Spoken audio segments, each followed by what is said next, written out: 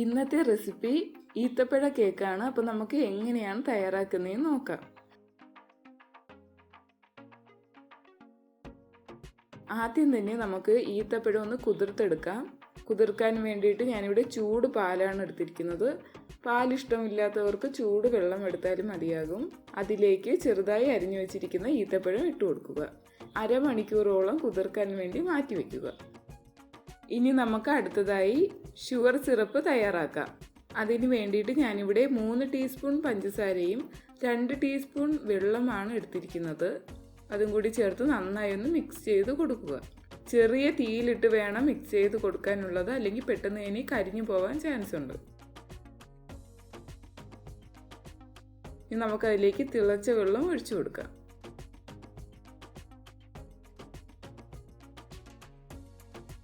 തിളച്ച വെള്ളം ഒഴിച്ച് നന്നായി മിക്സ് ചെയ്ത് കൊടുക്കുക. ഇനി നമുക്ക് കേക്കിന് വേണ്ടിയിട്ടുള്ള മാവ് തയ്യാറാക്കാം. അതിന് വേണ്ടിയിട്ട് ഞാനിവിടെ 2 മുട്ടയാണ് എടുത്തിരിക്കുന്നത്.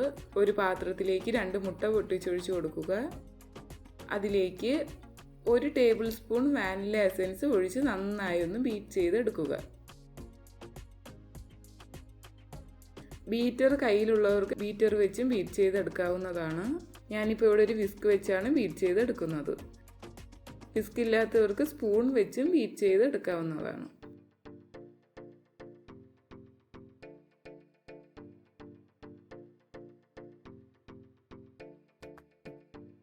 അതിലേക്ക് പൊടിച്ച പഞ്ചസാര ചേർത്ത് കൊടുക്കുക. ഞാനിവിടെ 1/2 കപ്പ് പൊടിച്ച പഞ്ചസാരയാണ് എടുത്തിരിക്കുന്നത്. കൂടെ തന്നെ വെജിറ്റബിൾ ഓയിലും കൂടി ചേർത്ത് കൊടുക്കുക. 1/4 കപ്പ് വെജിറ്റബിൾ ഓയിലാണ് എടുത്തിരിക്കുന്നത്. നന്നായി ഒന്ന് മിക്സ് ചെയ്ത് കൊടുക്കുക. പഞ്ചസാരയും എല്ലാം ഒന്ന് അലിഞ്ഞു വരുന്ന രീതിയിൽ വേണം മിക്സ് ചെയ്ത് കൊടുക്കാനുള്ളത്.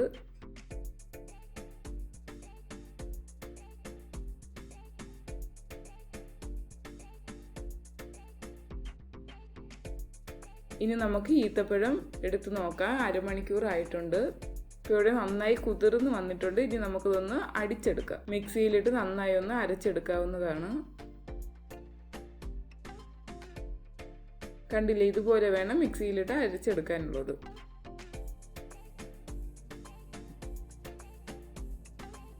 മുട്ടയും പഞ്ചസാരയും ഒക്കെ മിക്സ് ചെയ്ത് വെച്ചിരിക്കുന്നതിലേക്ക് മാവ് ചേർത്ത് കൊടുക്കാൻ ഞാനിവിടെ 1 കപ്പ് മൈദ മാവാണ് എടുത്തിരിക്കുന്നത്.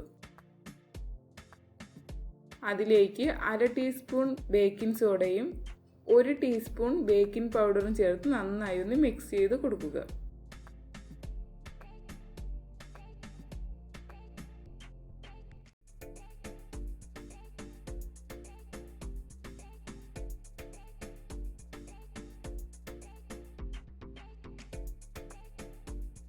ഇപ്പോൾ ഇവിടെ മാവ് റെഡിയായി വന്നിട്ടുണ്ട്. അതിലേക്ക് ഷുഗർ സിറപ്പും കൂടി ഒഴിച്ചു കൊടുക്കുക.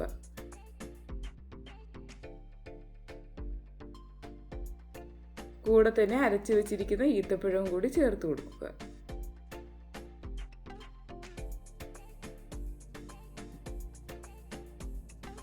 അതിലേക്ക് കുറച്ച് കാഷ്നട്ടും കൂടി ചേർത്ത് കൊടുക്കുക.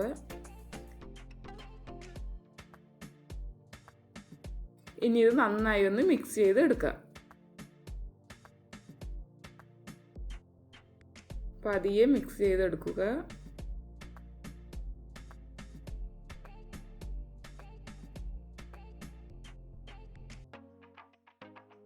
ഇപ്പോൾ ഇവിടെ കേക്കിന് വേണ്ടിയിട്ടുള്ള മാവ് റെഡിയായി വന്നിട്ടുണ്ട്.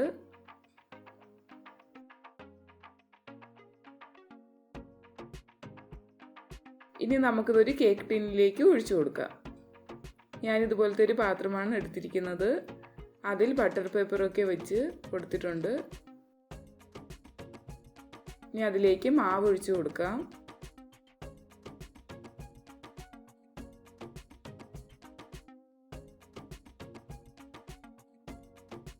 ഞാനിവിടെ കുക്കറിലാണ് ബേക്ക് ചെയ്യാൻ പോകുന്നത്. കുക്കറിൽ കുറച്ച് ഉപ്പിട്ട് 5 മിനിറ്റോളം പ്രീ ഹീറ്റ് ചെയ്ത് എടുക്കുക.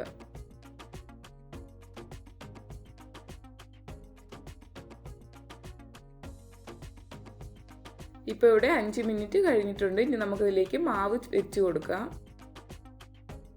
35-40 മിനിറ്റോളം ബേക്ക് ചെയ്ത് എടുക്കാവുന്നതാണ്. ഇപ്പോൾ ഇവിടെ കേക്ക് റെഡിയായി വന്നിട്ടുണ്ട്. കറക്റ്റ് 40 മിനിറ്റ് കഴിഞ്ഞിട്ടുണ്ട്.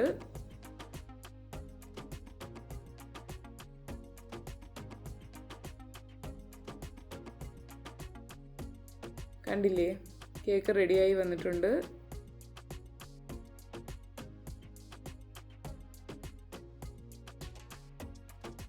നമുക്കതൊന്ന് മുറിച്ച് നോക്കാം.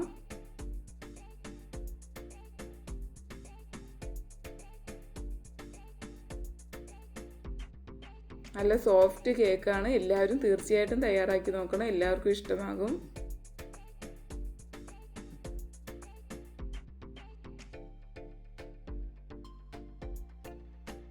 കണ്ടില്ല, നല്ല സോഫ്റ്റ് കേക്കാണ്.